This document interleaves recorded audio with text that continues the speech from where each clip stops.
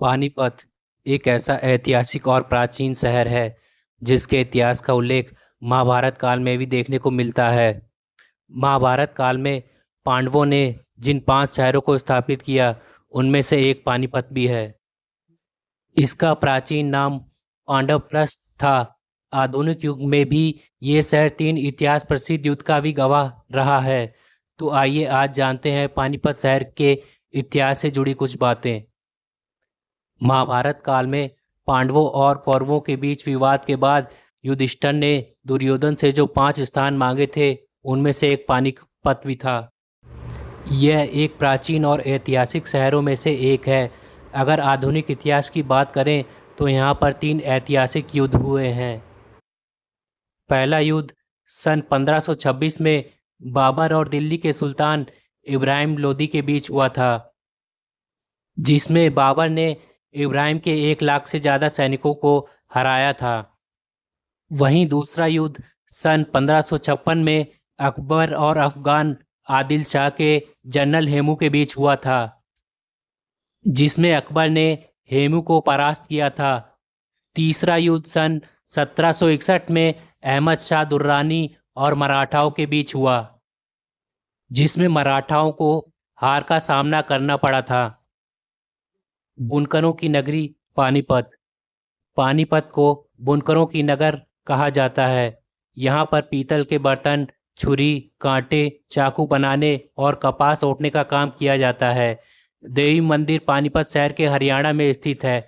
ये देवी मंदिर दुर्गा माँ को समर्पित है। शहर का ये मुख्य मंदिर में से एक है जो पर्यटकों के लिए आकर्षक का केंद्र है। पानीपत संग्रहालय।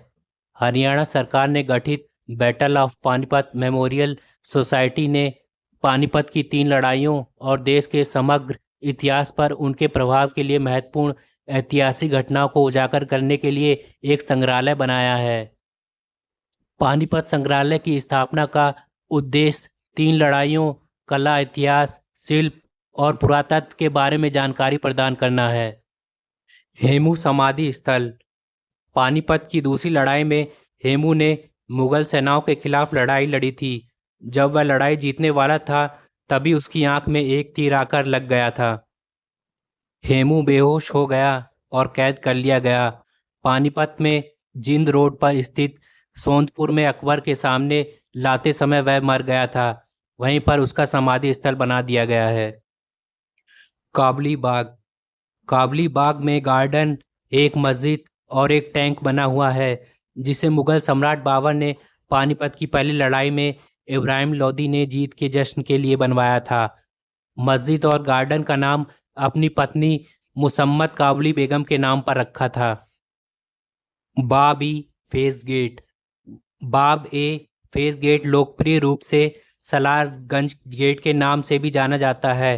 गेट पत्थर की नींव के साथ ईंटों से बना है। गेटवे के ऊपरी हिस्से में उर्दू में एक शिलालेख बाब ए फैज नवाब सादिक 1129 पड़ता है।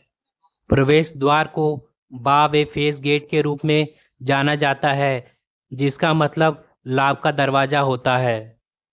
इब्राहिम लोदी कब्र। इब्राहिम खान लोदी की कब्र पानीपत नगर समिति के एक पार्क में स्थित है। 21 अप्रैल 1526 को मुगल सम्राट बाबर के खिलाफ लड़ाई में पानीपत की पहली लड़ाई के दौरान उन्हें हराया और मार दिया गया था। दिल्ली के अंतिम सुल्तान इब्राहिम लोदी के अंतिम विश्राम स्थान का प्रतीक है। यह अतुलनीय ऐतिहासिक महत्व का आदेश देता है। पानीपत की तीसरी लड़ाई सन 1761 ईस्वी में पानीपत की तीसरी लड़ाई का स्थल है। माना जाता है कि युद्ध के दौरान मराठा प्रतिरोध को निर्देशित करने वाला सदाशिव राव भाई ने लड़ते समय उनका जीवन बिताया था। शीर्ष पर एक लोहे की छड़ी के साथ एक ईंट स्तंभ और पूरे क्षेत्र के आसपास के एक लोहे की बाड़ साइट को चिन्हित करता है। लगभग 7 एकड़ जमीन में इस ओबलिस्क के आसपास पानीपत मेमोरियल सोसाइटी के लड़ाइयों द्वारा एक सुंदर युद्ध स्मारक परिसर का निर्माण किया गया है। तो यह था पानीपत शहर का ऐतिहासिक रहस्य।